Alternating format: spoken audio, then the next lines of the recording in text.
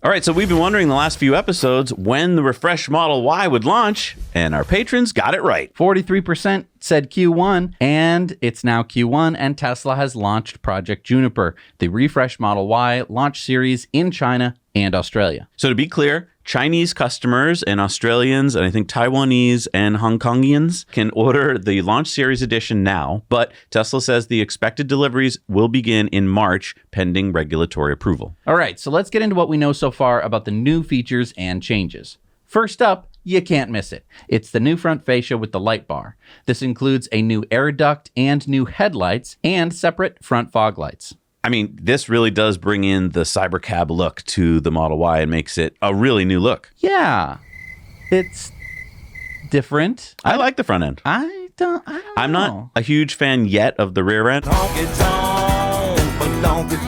We'll talk about that in a second, but this front end fascia does drop the drag coefficient from 0.23 to 0.22, and I know for a lot of you, like, who cares? Well, that is a 4.35% more efficient car overall, and here's the math to prove it. I think they're talking about us. Now, there's also a new premium color, at least for the Chinese market, Glacier Blue, for an additional 8,000 won, or about $1,000. I really like this color. I really hope they bring it to more markets. I hope it's not just like a Chinese thing. By the way, that gets rid of the darker blue. Oh, interesting. Yeah. There's new front bumper camera there in the middle with self-cleaning function, kind of like the Cybertruck has. Hard to see, but it's there below the front fascia. Tesla says provides a wider field of view for automatic assisted driving and advanced smart summon. Now, I do want to point out early Model 3 Highland images had a front camera also, but it didn't end up in the production model, so we'll have to see if the Model Y actually gets this or not. The new Model Y gets new 19-inch interactive storm or crossflow wheels, which are included. Yep, so that's in the Chinese market. It's a little bit different in each market. So in Australia, there's only the 19-inch wheels.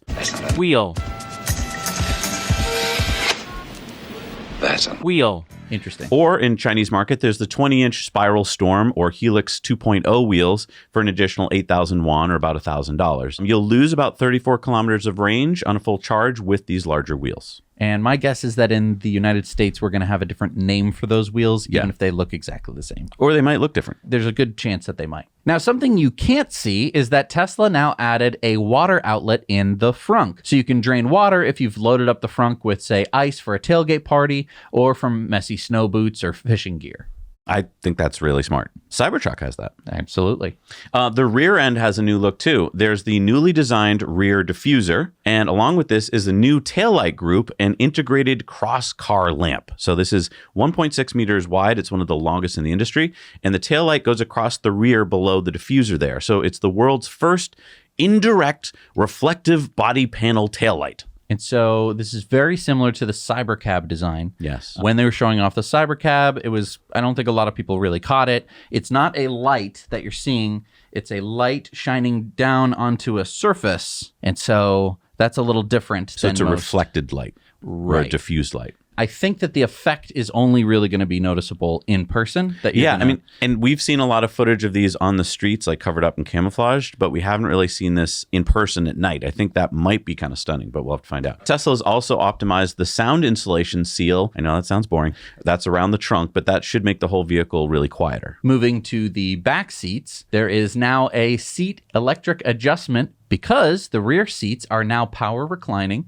and power raise and lowering. That's interesting. I wonder if they did this because if you're going to have one of these as a robo-taxi, then you need to have the passenger be able to adjust their own seats. Right. I mean, if I call a Model Y to help me carry like IKEA furniture home with me, and then I don't put the seats back up, and then it goes to the next passenger, you'd like it if it could automatically raise the seats back up, and you don't have to go like, oh, somebody lift all the seats down. Well, right. So just want to point out, there's an electric seat button now, and so it's motorized. No longer do you have to manually put it down and manually pull it up. You just push the button, and it'll go back up. That's pretty cool. That is really cool. The rear seat cushions are lengthened by 1.5 centimeters, so a little bit more leg holding your legs up. Interesting. And the headrests are widened by 1.7 centimeters. And now there is a hands-free opening tailgate. I thought this was a new function already on Model Y as you walk up to the car. Oh, I guess you have to stand there, whereas I guess this is an approach. Oh, interesting. And I think that's because they improved the chipset so they can actually read your phone better. But then how do you tell it that you want the tailgate to go up? It's not very common that you want to do it. I don't know. We're going to have to find out. All Something to do with the app. I don't know. They've also added 100 liters of extra cargo space. Now, if you're like, liters, I'm an American. That's about 4 to 5 grocery bags worth of space. And you know how they did this, I think? The car is actually an inch longer. Interesting. Most people haven't mentioned that, but it is 1 inch longer. And you might be like, 1 inch, who cares? Well, it's 3 inches smaller than a Model X. And you might be like, I thought the Model X was huge. Right. An inch in a car makes a big difference. It does make a big difference. And also, I mean, a lot of that space could not necessarily be like floor space. You're thinking like, oh, I could fit more bags. You might be able to fit more bags on top of stuff, which can usually help if you're like traveling or if you're camping. There's a Bluetooth-enabled rear 8-inch touchscreen, just like in the Cybertruck and the Model S and the Model X, for watching Netflix, YouTube, and controlling the air conditioning and all that other fun stuff. And that would also be important if this car was being used as a robotaxi. Very good point. Now let's move inside the cabin of the refresh Model Y, like up in the front here, and you'll hear that the sound system for the standard range Model Y now has 9 speakers versus 7. Still no subwoofer on this variant. In the long range, the Model Y now has 16 speakers and a subwoofer, up from 13 speakers in the old version. And basically, we're getting new mid-range door speakers. Interesting. I mean, it already had a great sound system. You get customizable steering wheel buttons. Now, you do get that on the old Model Y, but I think there's even more customizability with the buttons. There's a new 15.4-inch touchscreen. Oh, bigger. Nice. Just by a little. Now, they got rid of one of the stock. So there's a new signal indicator stock on the left. So new meaning there always was one, but this is newly redesigned. But they removed the drive stock on the right. So the Prindle is now on the touchscreen, kind of like the Cybertruck. You get auto gear select. So it's supposed to know, oh, I'm driving out of my driveway, so I'm going into drive. That's the same as on Cybertruck and Model S and X. There is now the multicolor surround atmosphere LED light strip. So kind of all around the front. That was brought in with the Highland Model 3. So now the Model Y basically has it. Nice. You get ventilated front seats now, and you get heated front and rear seats, which you always had heated front and rear seats. Right, but you get the ventilated front seats, which is nice. So cool. Yeah, a lot of people have been reporting that the rear heated seats was new. It's not new. Right. Model Y has had that for a while. They're using silver-coated glass that reflects 7 times more solar heat for quicker and more efficient cooling, and it's acoustic insulated glass for less road noise. There is a new armrest box design, although I didn't look that different from the pictures, but it's different. Also, there's technical textile material decorative panels, so the interior is a little bit different than the old Model Y. There's updated suspension, which Tesla says offers smoother handling, added comfort, more responsive steering, and a quieter ride. And so that's 22% reduction in road noise, 20% reduction in wind noise, and impact noise, according to Tesla. Impact noise. So when you get into a car accident, it's nice and quiet. I don't think that's what it means. But there's also a lot of talk about whether the refresh Model Y is being built differently in terms of gigacastings. Yeah, a lot of, I don't know if it's misinformation or it's correct or wrong, but what we know is that the existing Model Y has a rear gigacasting that eliminated 70 parts down to 1. What we're hearing is that the refresh Model Y has redesigned body castings. We're not sure yet what savings Tesla's getting from that or what improvement this offers. I even heard some people talking about that it's 1 gigacasting for the whole body. I have no proof of that yet. I don't think that it would be, just based on the fact that the gigacasting machines that we've seen at Tesla's factories don't seem capable of producing an entire car. And we would have seen deliveries of even bigger casting machines, and we probably would have heard about it. Well, and they have to do this fast. They can't install new giga machines and also get this out fast. The Model Y Launch Edition long-range all-wheel drive also comes with acceleration boost included. Normally, that's something that you could buy as an in-app purchase after you bought the car. Now, sadly, the hitch option seems to have been removed. We're not sure of that, but it's not on their website. But we are hoping that the American and the European versions at least do have this option, because I think without it, you're really missing a lot of functionality. Definitely. Tesla has improved the connectivity of the refresh Model Y. This improves the range for the phone key, clearer calls, faster cellular, and Wi-Fi connectivity. So it probably is a chipset upgrade, and that would be in the infotainment module, according to Not a Tesla app. Also, newer version of Bluetooth and support for 5G, and this is probably why they can do that opening of the tailgate as you approach the car, because the distance is further. And in the acceleration department, the new Juniper Model Y gets improved specs. Interesting. So the new all-wheel drive Juniper accelerates faster 0 to 60 in 4.3 seconds versus 5, and the range has been increased by 32 miles or 50 kilometers. Well, not so fast. Those Juniper range numbers are WLTP because that's the market that Tesla is launching into. China, Australia uses WLTP. So the 2024 Model Y range numbers are the more accurate EPA estimates. Okay, so the rear-wheel drive Juniper, although quicker at 5.9 seconds 0 to 60 versus 7.9 seconds, may not have the range reduction of 37 miles, 59 kilometers. I hope not. We'll have to wait and see once it hits the streets. Out on the streets, that's where we'll meet. And we can actually test it because, again, we're comparing apples and oranges here. We have EPA versus WLTP, so we got to take that all with a grain of salt. And it looks like the refresh might also charge faster. Again, we'll have to wait and see. So this is the launch edition we're talking about here, and that's why the price is more expensive. It's about $5,000 more, but you do get special rear liftgate badging. Look at that cute little badge there.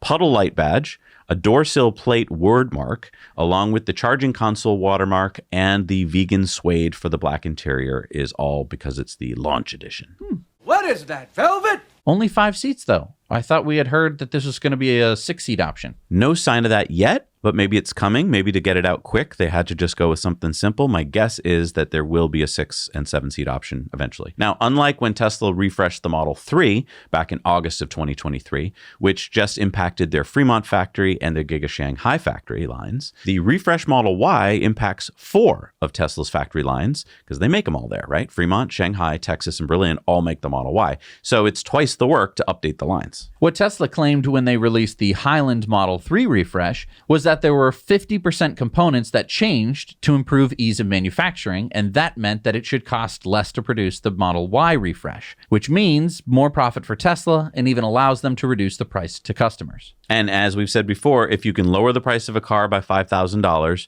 you double the number of people who can afford it. So speaking of price, the price in China is about 5% higher than before, but that might just be because it's the launch edition, which is what I think it is. Now, if we go back to the front design, the light bar across the front is, of course, very similar to the Cybercab's front light bar design. And many are asking, where the turn signal lights are? I think they're right here in the corner of what looks like the light bar. I don't know. I think they might be in the actual headlight. So much like the Cybertruck, which has the real headlights kind of below the light bar, so does the Model Y. And I think that's where the blinker is. But interesting. We'll have to see. Yeah. Tesla also claims that the panel gaps are now even tighter, which might point to single gigacastings. I think that's where people got the idea, but it might also just be better manufacturing. As we said before, the body is about an inch longer. Tesla moved the blind spot warning lights from the A pillars to the side view mirrors. Okay, so a lot more similar to most cars on the road today that have that feature. Right, because you're usually not looking at that little speaker grill.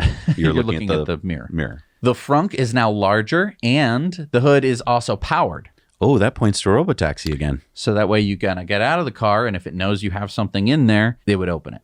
And then close it when you're gone. And then close it when because if it's a robotaxi and you forget to close it, the car True. would be stuck. Of course, there's the AI4 computer. The standard range battery is 62.5 kilowatt hours, and the long-range all-wheel drive battery is 78.4 kilowatt hours. And again, this might change when it comes to other markets. So my guess is that eventually there'll be the 6 or 7-seater option and a performance version, although we haven't seen that yet. Now, does it have V to L, or vehicle to load? Oh, like Cybertruck? There's been no mention of it, so I kind of doubt it, although a lot of people want it. And the Model Y refresh doesn't appear to have any steer-by-wire or 800-volt architecture or 48-volt architecture. Again, it's a refresh, not a completely new vehicle. So a lot of people are like, it doesn't have all this stuff. And it's like, well, it's just supposed to be a slightly better, like the new year model version. Right. I mean, not that Tesla does new year model versions, but upgrading to an 800-volt architecture or even the 48-volt, low voltage system, that would be a huge change. Right. And a lot of people said, like, it doesn't have 800-volt charging. It's so dumb. All the competition has it. I'm like, well, really expensive competitors might have it, but you don't. No, not their competition. Sorry, Tesla doesn't have competition. What competition? Like, literally, please tell me who is competing with Tesla that sells as many vehicles as Tesla or is even in the same ballpark. But right. A lot of these people say this who don't really know what they're talking about. It charges faster than any other vehicle in its price range. And so why would it need 800-volt architecture? That introduces a lot of new problems, which if you don't need it, don't solve it. And they didn't need to because it was already the best-selling car in the world. Now, we asked our patrons what their favorite new Model Y feature or improvement is. And the results are in. Number 1, This surprised me. front bumper camera. I was really surprised. I had to read it a couple times. I'm like, did they mean the front fascia? No, that's number 2. Front bumper camera. Okay, I get why. Cybertruck has it. It does help a lot when you're doing like pulling into parking spaces. And Tesla said this is to make parking assist work better, which I gotta say, on the existing old Model Y, it doesn't seem to know how to park very well. It's okay at parking. Will this help though? I mean, it's definitely going to help when you have to pull out onto a busy street because you won't have to pull out quite so far in order to see around the corner. This is luxury. But I don't know. We're going to have to. But then why didn't the Model 3 refresh get it? I don't know. Interesting. What's number 3, 4, and 5? Increased range was number 3. Quieter cabin was number 4. And the ventilated seats was number 5. I'm really surprised. I would have thought powered seats in the back and the 8-inch screen in the back would have been like high on the list. I think that most people who buy the car Don't let anyone in it. don't sit in the back seat. And honestly, who cares? That's true. But when this thing's a robo-taxi and you're going to fill it in with your friends, or you're going to decide like, hey, let's sit in the back seat today, because that's something you'll be able to do with a robo-taxi, you're going to want a screen in the back. Yeah. Hey, everybody. Thanks so much for watching Now You Know Clips. You can watch full episodes of Tesla Time News on Tuesdays and in-depths on Fridays. Just click the link down below and head over to the Now You Know channel.